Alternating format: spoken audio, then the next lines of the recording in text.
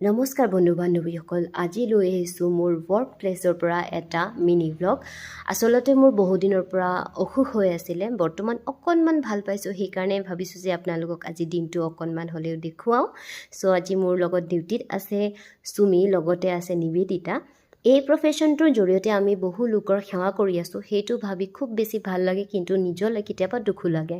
কাৰণ যেতিয়া আমাৰ নিজৰ অসুখ হয়, নিজে উশাহ ল'বলৈ টান হয়, তেতিয়া আমি বেলেগ এগৰাকী পেচেণ্টৰ উশাহৰ বাবে অক্সিজেন লগাওঁ, কিন্তু তাৰ পাছতো আমাক প্ৰাপ্য সন্মানখিনি কিছুমান মানুহে নিদিয়ে।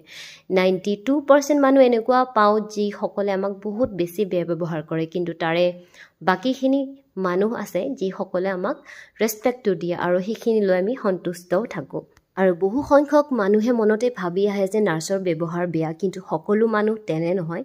মই এইটো এগ্ৰী কৰোঁ যে বহুত লোকৰ ব্যৱহাৰ বেয়া থাকে, কিন্তু তাৰে মাজত ভাল ব্যৱহাৰো মানুহ থাকে।